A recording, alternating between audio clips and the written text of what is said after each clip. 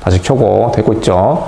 자, 그래서 한번 싹 지우면서 다시 한번 가봅시다. 이제 국권을 잃어가는 과정이에요.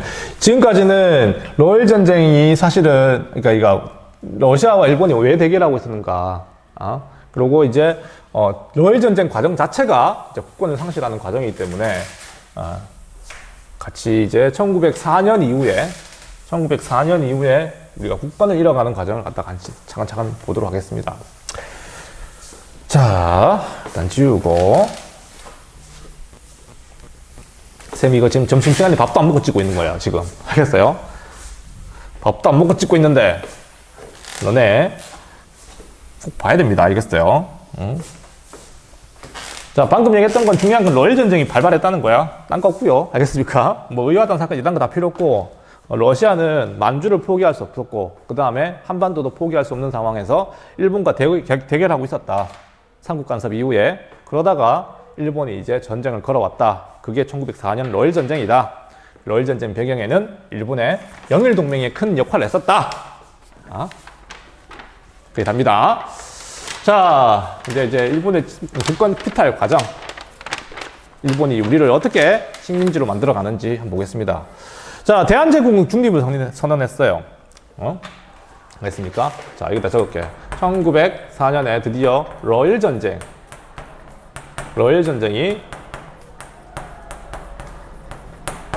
시작됩니다. 알겠습니까? 러일 전쟁이 시작되고, 자, 거기에 따라 가지고 대한제국은 다 들었지만 대한제국은 중립 선언을 했음에도 불구하고 일본이 이걸 받아들일 리가 없죠. 전쟁에는 뭐 난 중립일세 한다고 그런 거 없습니까? 우리 1차 세계대전 때도 1차 세계대전이었나? 갑자기 생각 안 났는데 벨기에를 갖다가 그냥 짓밟고 그냥 히틀러가 쳐들어오잖아요. 맞죠? 2차 세계대전 직전이었죠. 마찬가지로 그런 중립이라고 하는 거는 자기 스스로 지키는 게 아니라고요. 이게 중립을 선언한다고 되는 게 아니라고. 알겠습니까? 자, 보다시피 일단은 이 과정 자체는 크게 보면은 이렇게 쌤이 나눠서 설명해 줄게요. 자, 첫 번째 과정은, 자, 한일 의정서라고 합니다. 첫 번째 과정, 그 다음에 두 번째 과정. 알겠습니까? 그리고 1904년이 4년 언제냐면 얘들아 1905년에 중요한 사건이 뭐냐면 1905년에 드디어 러일 전쟁이 끝납니다. 알겠어요? 끝나면서 중요한 어떤 사건들이 많이 발생해요. 그래서 러일 전쟁이 끝나고 난 뒤에 다시 또 벌어진 사건, 이렇게 한번 정리하고 한번 또 지워야 됩니다. 3번 정도 설명해야 될 것 같아요. 많아요. 알겠습니까? 1단계, 2단계, 3단계, 그 다음에 4단계, 5단계 더 있을 거예요. 총 피탈 과정은 1단계부터 시작해가지고 1단계부터 시작해가지고 5단계까지 순차적으로 설명할 테니까 지금 첫 번째, 두 번째, 세 번째 할 거 얘기부터 차차차 나가볼게. 자, 첫 번째 단계는, 자, 그래서 전쟁이 나자마자 조선은 대한제국이죠. 그러니까 대한제국은 중립을 선언했지만 일본이 한반도를 갖다가 신속하게 점령해 들어옵니다. 알겠어요? 그럼 막을 방법이 있나? 알겠습니까? 러시아가 지켜주는 거 아닙니다. 알겠어요? 러시아도 방어해야 될 곳은 사실 아까 지었지만 방어해야 될 곳은 어디냐면 러시아의 함대가 있던 곳이 바로 리순이었거든요. 이 지역이 가장 중요했거든. 리순과 그 다음에 여기 블라디보스토크, 여기 러시아 극동함대가 있던 곳이었다니까. 그러니까 이 두 지역을 갖다가 점령하는 게 이 전쟁의 핵심이었는데 사실 여기 연해주 지방은 러시아의 핵심 군대가 모였기 때문에 전면전을 치르기 어렵고, 일본이 잃어버렸던 땅은 여기 잃어버린 게 아니죠. 청단한테 전쟁해가지고 삼국 간섭을 잃어버린 지역이 리순이잖아. 리순. 맞죠? 이 리순. 그러니까 리순 지역에 있던 러시아 극동함대 일부를 갖다가 찾으면 되는 거야. 차지하면. 리순. 알겠습니까? 여기를 갖다가 공격하는 게 급선무였다고. 근데 여기 나는 한번 가보면 되게 요새예요, 요새. 여기가 항구가, 육지로도 되게 진출하기, 여기 요동반도 끄트머리거든요. 육지로 진출하기 어렵고, 바다가 이 포대가 있어가지고, 얘들아. 포대 있는데 배가 들어가면 그냥 박살납니다. 알겠습니까? 거기에다가 배를 일본 해군이 들어가서 점령할 수도 없는 상황이에요. 근데 얘네들이 일단은 이 러시아 함대가 여기 다 모여요. 알겠습니까? 여기 함대 모였다가 발틱 함대는 어디 있냐면 얘들아, 지금 발틱에 있죠. 발틱해가 어딘지 내가 또 지도 펴줘야 됩니까? 저 유럽에서 여기까지 와야 됩니다. 걔네 그 핵심 전력이 이게 블라디보스토크까지 와서 나중에 여기서 합치려고 했던 거였는데 이거 러일 전쟁을 중계해줘야 되니까 이거 저 위에 있는데. 자, 그래서 이 러시아의 핵심 전력은 아까 발틱 함대야. 발틱 함대는 저 유럽에 있어. 그 함대가 여기까지 합류할 때까지 얘들이 버텨주기만 하면 러시아가 이기는 겁니다. 알겠어요? 반대로 이 러일 전쟁의 핵심은 뭐였다? 리순을 갖다가 일본이 차지하면 끝나는 전쟁이었다고. 이해됩니까? 오케이? 결국 차지하긴 합니다. 알겠어요? 발틱 함대까지 박살내버려요. 알죠? 자, 그게 핵심이었는데, 일본은 전쟁 시작하자마자 한양을 점령해버립니다. 여기를 방어할 수가 없죠. 러시아가 어떻게 막아줍니까? 알겠어요? 1904년에 얘들아, 1904년에 한양을 점령하고 난 뒤에 한일 의정서라고 하는 걸 바로 체결해요. 자, 이게 뭐냐면 중립을 선언했지만 이거 무시해버리는 겁니다. 그리고 사실상 일종의 군사동맹이야. 이거 군사동맹. 그러니까 강제로 얘들아 한국과 대한제국과 일본을 갖다가 동맹국으로 체결하게 만든 게 한일 의정서입니다. 그러니까 여기에 들어있는 내용이 뭐냐면 대한 시설 강령이라 해가지고 뭐 후속 조약입니다. 시설 강령이라 해가지고 대한제국의 모든 어떤 군사적 요충지라든가 군사 물자라가 이걸 갖다가 사용하겠다는 거지. 러일 전쟁에. 동맹이죠, 뭐. 알겠습니까? 대한시설 강령이 대한제국에 있던 여러 가지 어떤 물자와 자원을 갖다가 전쟁에 동원할 수 있게 일본이 체결한 겁니다. 뭐, 사실 이 한일 의정서를 맺었다는 그 자체가 사실 식민지로 가는 거예요. 군사동맹을 갖다가 강제로 체결당한 거죠. 그리고 생각해봐. 러일 전쟁이 났는데 일본군이 이미 한반도에 들어왔고, 그 우리나라 백성들이 막 일본 포탄 짊어지고 지게 실어가지고 막 실어 나르고 있고, 이건 뭐 사실상 뭐 전쟁에 동원되고 식민지죠, 뭐. 그런 상황이긴 하지만, 어쨌든 군사적으로 이제 일본이 한반도를 갖다가 다 이용하겠다는 그런 내용이 한일 의정서의 내용이었습니다. 알겠습니까? 그래서, 이 대한실설 강령 이후에 사실 이제 군사동맹으로 이제 뭐, 한국과 일본 간에는 맺어지게 된 거고, 자, 한국인을 전쟁에 실제로 동원합니다. 알겠습니까? 뭐 총을 지어주거나 그건 아니지만 전쟁 물자를 갖다가 막 사실상 마음대로 썼으니까요. 자, 이 두 번째 단계는 어쨌든 이제 러일 전쟁 중에 일어났던 얘기입니다. 그래서 러일 전쟁 끝난 거고 1905년에 1904년에 일어난 사건인데 1904년 같은 해입니다. 같은 해. 그러니까 이제 일본은 사실상 대한제국을 갖다가 자신들의 어떤 뚜각시 나라로 만들어가기 시작해요. 알겠습니까? 그래서 이걸 갖다가 제1차 한일 협약이라고 하는 것도 이때 체결하게 됩니다. 알겠습니까? 이게 뭐냐면 얘들아, 뚜각시 같은 거 다시 아까 얘기했다시피 이 고분을 파견, 이걸 갖다가 고분 정치학입니다. 고분 정치. 땡땡의 시작. 뭐냐면 아까 얘기했다시피 고문 정치라고 불러요. 고문. 얘들아, 쌤이 지난 시간에 청나라 때 우리 청나라가 파견한 고문 기억납니까? 이모군란 때 우리 내정을 갖다가 간섭하기 위해서 보냈던 고문. 밀렌도르프 맞죠? 그 다음에 마건충 뭐 이런 애들 기억나잖아. 마찬가지로 우리가 이게 일본에게 고문 정치를 당했다고 얘기하지만 청나라 때 이미 있었던 거예요. 아니겠습니까?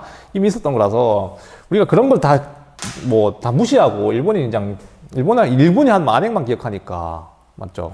그러니까 첨예가 중요한 거예요. 처음에 우리가 이걸 다른 나라에 허용하느냐 마느냐는 다른 나라에 이정표가 됩니다. 알겠어요? 그래서 다 보니까 똑같은 거야. 이제 대한제국을 갖다 전쟁 중에 사실상 거의 제어하기 위한 어떤 고문을 파견한 겁니다. 그러니까 정치 고문, 외교 고문 해가지고 재정과 외교. 자, 재정 고문은 기억해 두세요. 나중에 또 뒤에 나올 거니까 메가다라고 메가다를 파견해가지고 우리 재정을 갖다가 이제 충격적인 사건을 벌이게 돼요. 우리 어떤 화폐 문제라든가 우리 이런 게 되게 엉망진창했던 건 사실이야. 알겠습니까? 우리 그 화폐가 뭐 알다시피 뭐 당백정 나왔었고, 그러니까 상평통고 말고도 당백정 나왔었고, 뭐 당호전 발행도 뭐 계획했었고, 기억납니까? 우리 밀렌도르프 시절에 재정 문제 때문에. 그러니까 화폐가 중구난방이었었어, 사실은. 그건 맞아요. 대한제국 시절에 또 화폐가 또 발행되기도 하고, 그랬다 보니까 재정이 엉망진창했는데, 얘는 대한제국의 화폐를 갖다가 그래서 싹 다 없애버립니다. 이걸 갖다가 화폐 정리 사업이라 불러요. 화폐 정리 사업이라 해가지고 우리나라 화폐를 갖다가 다 없애버린 거. 놀라운 겁니다. 갑자기 우리 저 세종대왕 나오고 이순신 나오는 그런 화폐를 갖다 사라지는 거예요. 사라지고 새로운 돈을 갖다가 유통시키기 시작해요. 근데 문제는 화폐를 바꾼다는 문제는 간단한 문제가 아닌 게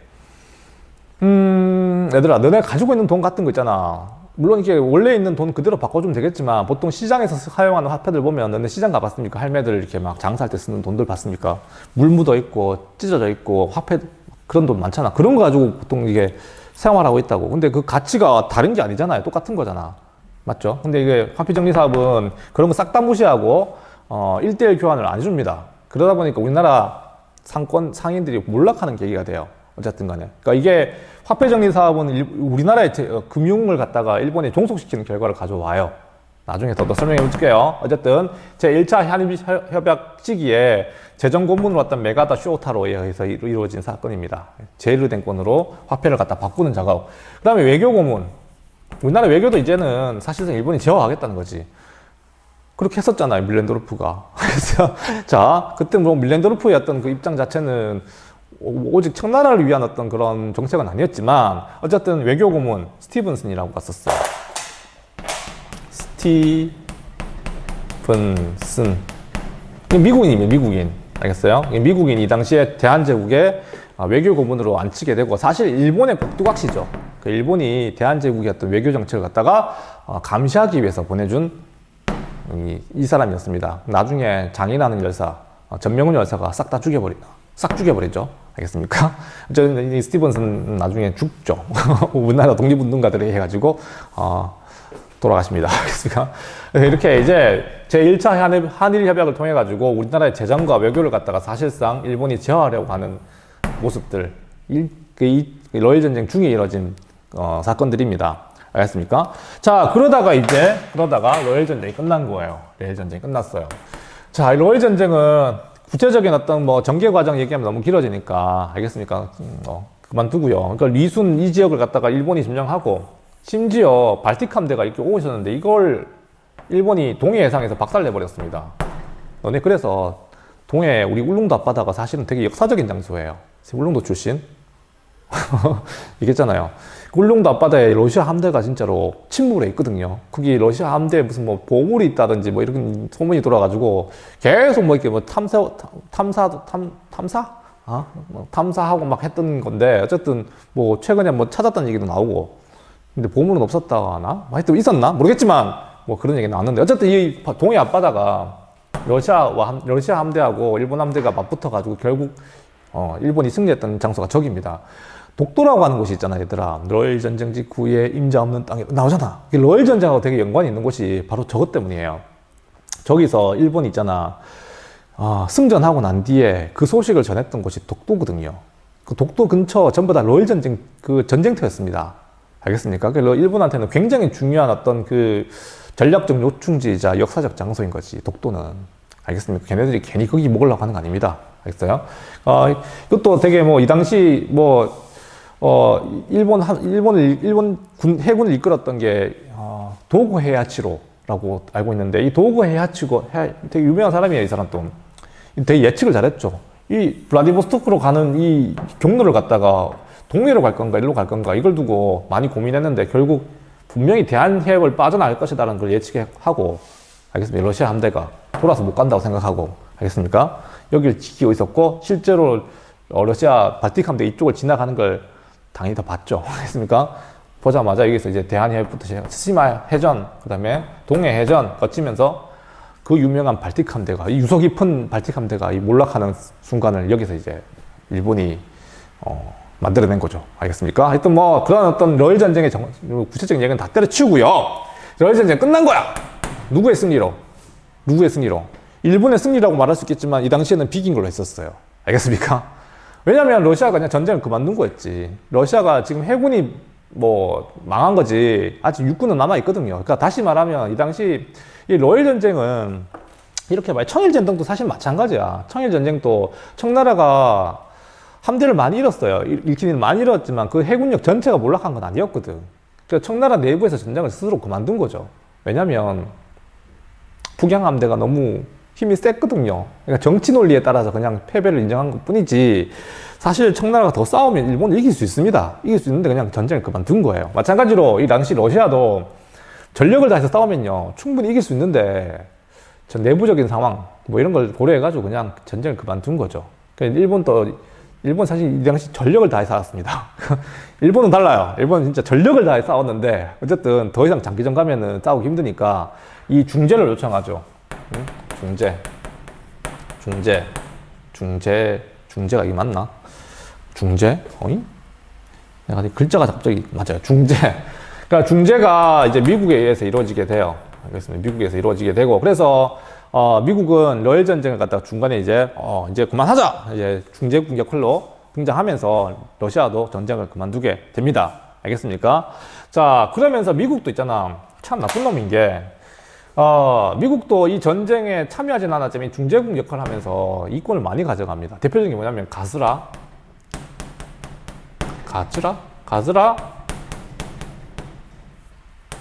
테프트, 미리학이라고 하는 거 들어봤을 거예요. 알겠습니까? 가즈라, 테프트, 미리학 이거는 미국과 일본 간에 맺어진 미리학이야. 말 그대로 미리학. 이거 비밀 약속이죠. 비밀 약속을 왜 합니까? 떳떳하지 못하니까.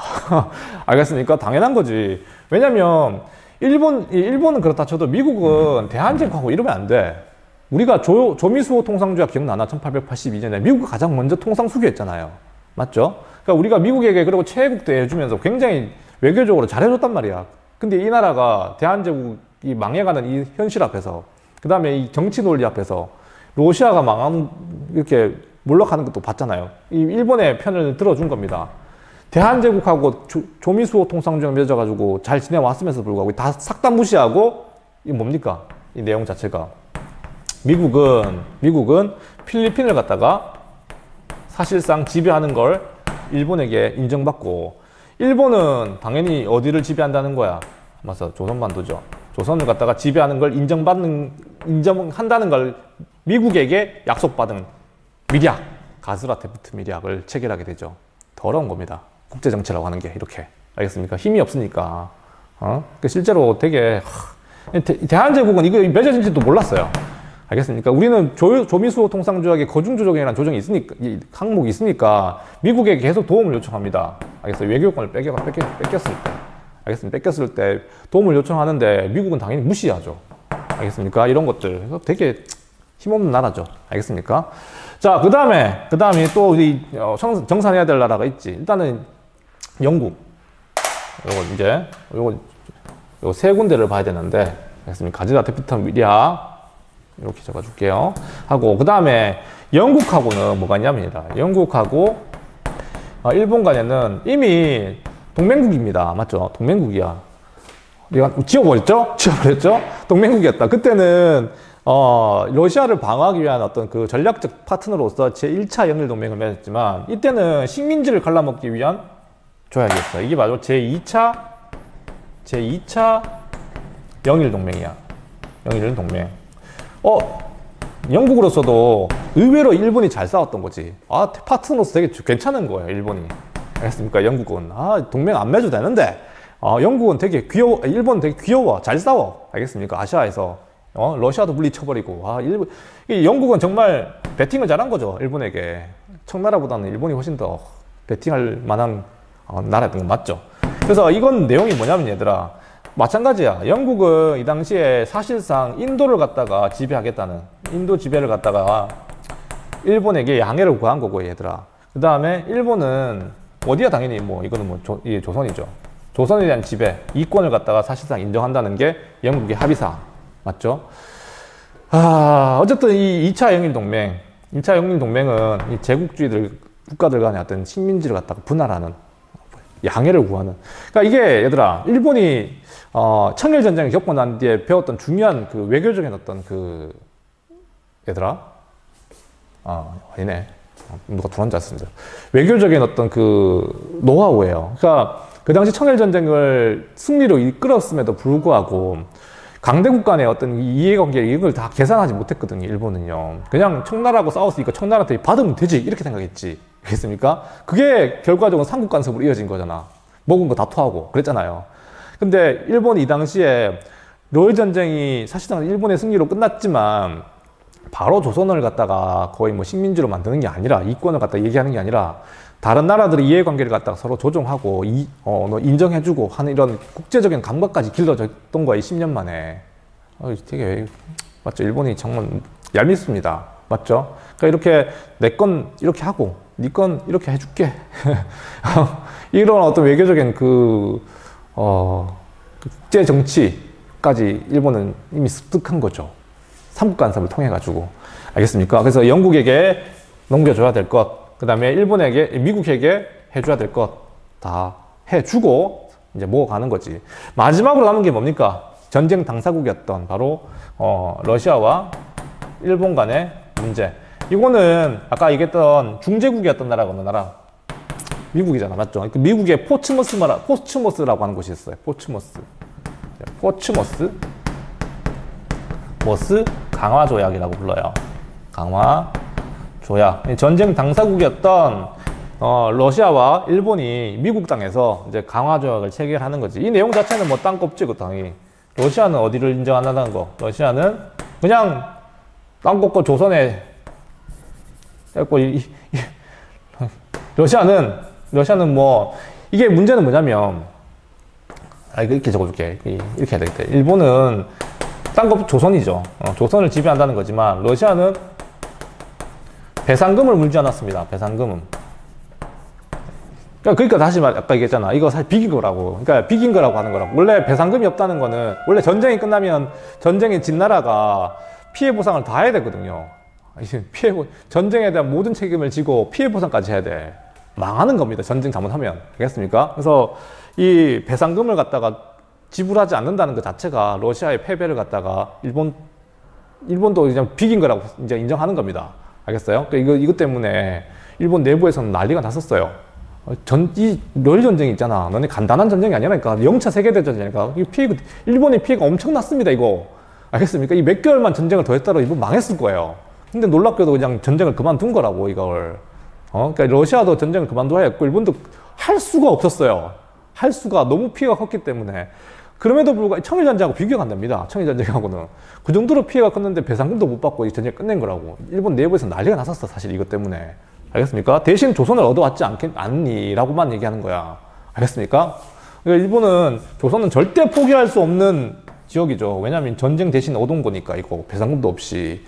어쨌든 포츠모스 강화조약, 제2차 영일동맹, 그 다음에 가스라테프트 미리아, 이걸 통해 가지고 사실상 조선은, 대한제국은 누구의 식민지가 된 겁니까? 그렇죠. 일본의 식민지와 다름없는 그런 나라가 된 겁니다. 자, 그런데 얘들아, 이제 마지막으로 남은 게 있죠. 이게 뭐냐면, 마지막으로 남은 게 아니고, 너네 제일 잘 알고 있는 게 바로 이게 너네 일사늑약이라고 하는 거야. 일사늑약이라고 하는 거구나. 일사늑약. 일사조약도 아니고 늑약. 잠깐만, 한번 끊을게요, 이거. 몇 번 찍었는지 모르겠다. 한번 끊어야 됩니다. 바로 이게 되게 많아요, 이거.